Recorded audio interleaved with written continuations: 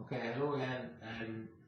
This is the third lesson on isometric sketch, and we're going to use isometric sketch and use the cubes and cuboids that we've worked on previously to help us draw a different shape or different types of shapes or objects, should I say. So before I start, a couple of students asked me what sort of pencil I was using. It's a very good question. So I'm using a 2B pencil. Okay, and the 2B pencil is very handy for sketches because it's a nice soft pencil, and you can use this pencil to draw light lines as well as dark lines. So 2B I would recommend to use. If you don't have a 2B pencil, of course, I would say just use what you have there, it would be fine. Okay, so today we're going to work on sketching a shape like this here.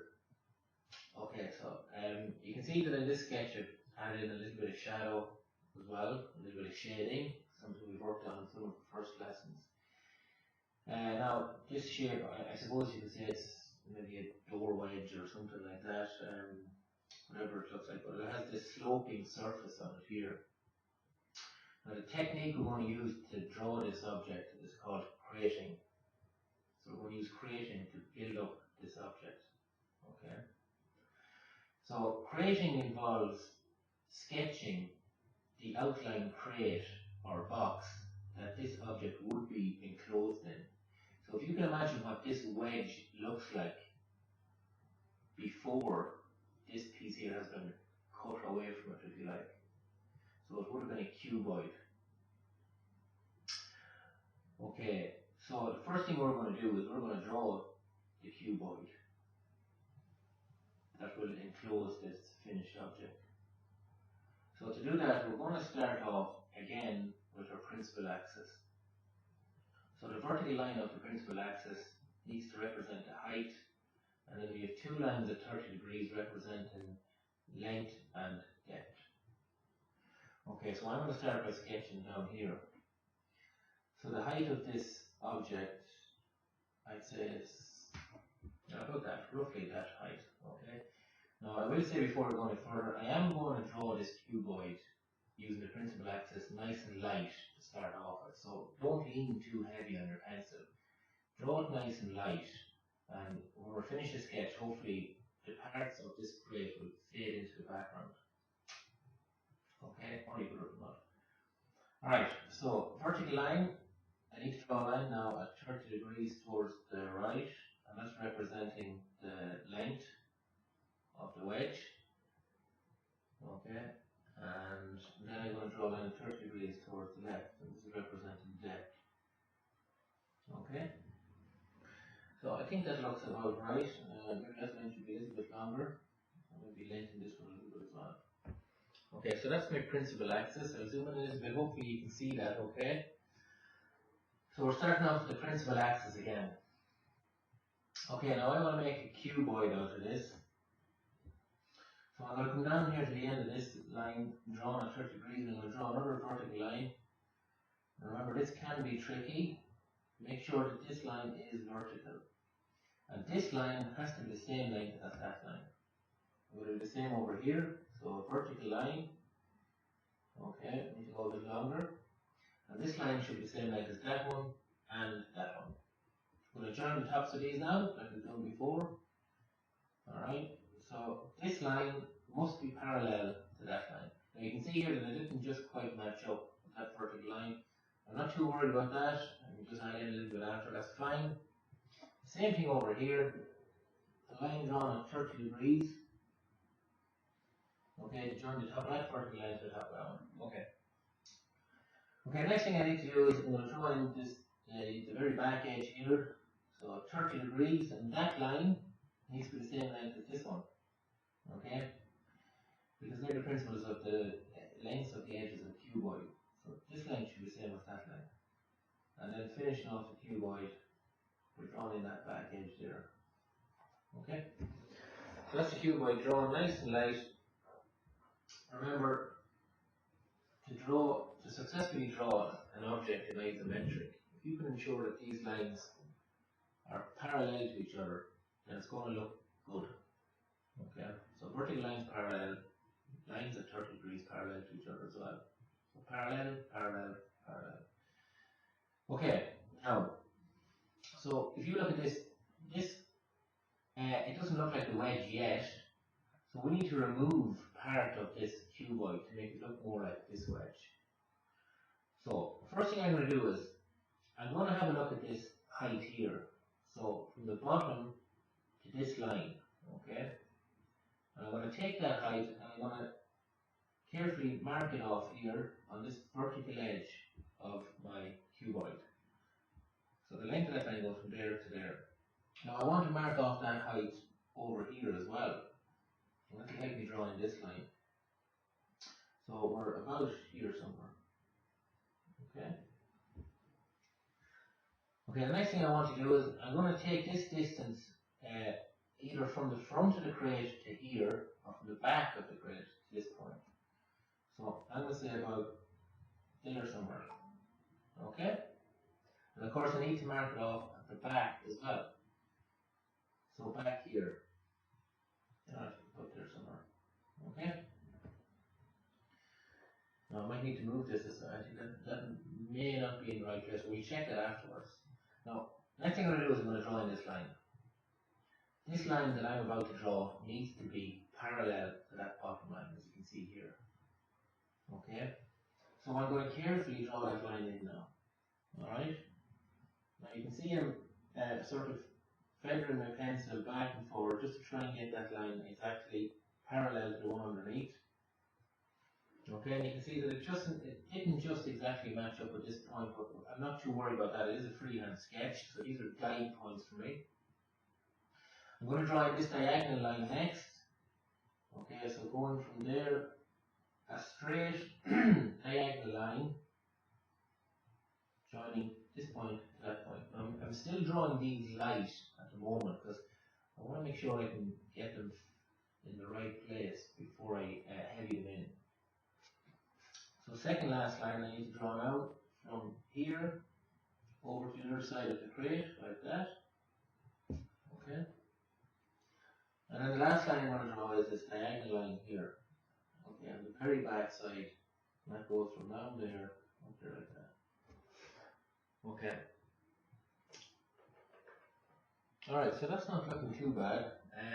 Now it's not exactly in proportion to this one here. That's okay, I'm happy enough. What I'm going to do next now is I'm still using the same pencil, and I'm just going to heavy in the lines that I want to stand out. Okay, so I want this line to stand out, so I'm going to lean a little bit heavier on my pencil. I want this one to stand out. Okay, so just heavying that in as well. Same with this corner on that line. Okay, so all these edges that I want to be clearly visible and to stand out, I'm heavying them in. So same with this one down here at the very bottom. So that's a finish line type, I suppose you'd call it. Up here. This line as well at the back.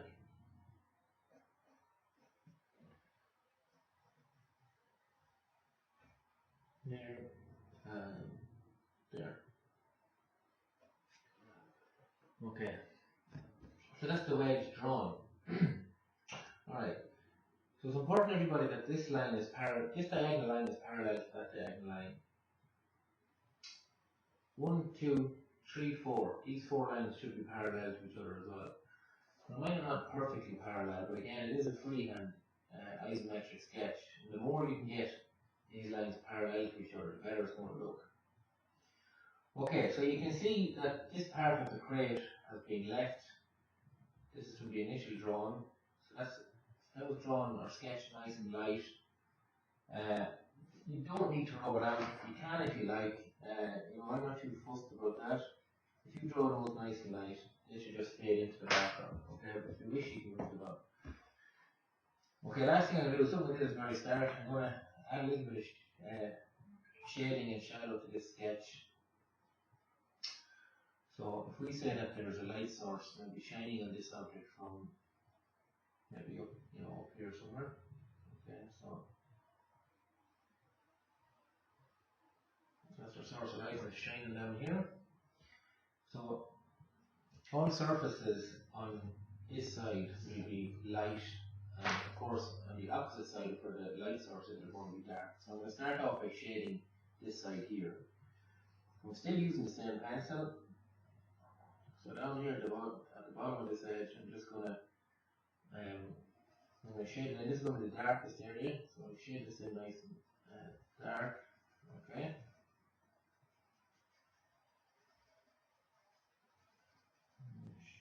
Darken that as much as I can with the pencil, so I'm just leaning on the pencil a little more to get it darker, but I want it to be darker.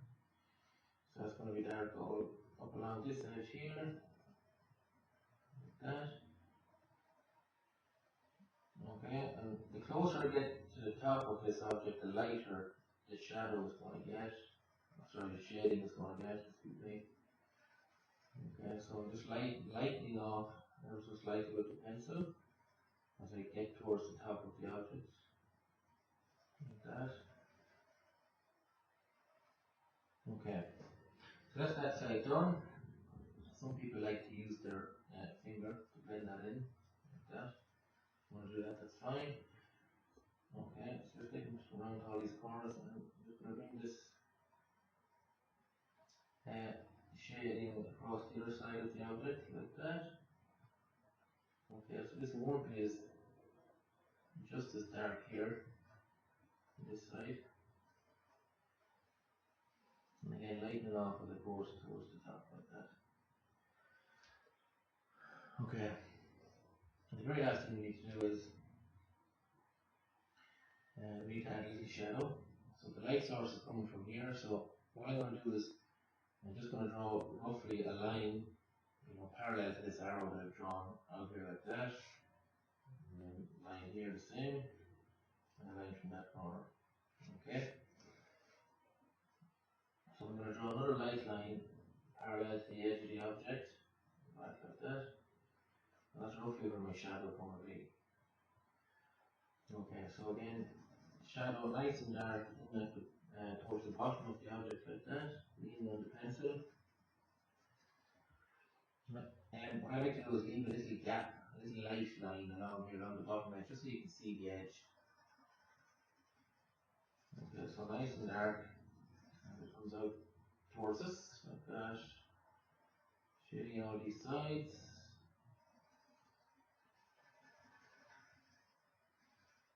Okay. I'm just going to lighten it off then. So you come out. The further I come out, the lighter it's going to get. Okay, so nice light out here. And again, bring it around to the front edge here, I suppose, call it. So nice and dark in towards the edge. And just getting lighter as we come out towards us.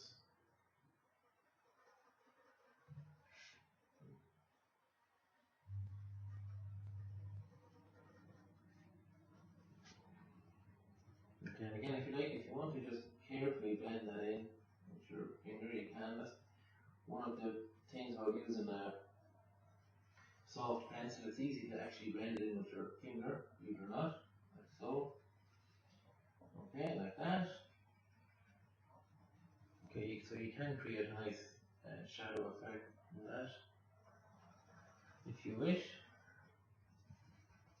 At the very end, you can take a rubber and you can just add a little bit of definition to the edges, like so, just by rubbing out just parts of it like that. So if you get some smudging, I suppose, you can rub it out with a rubber after, and you can create a nice effect that way. Okay, so you might just add a small little bit of shadow creeping up across that surface there.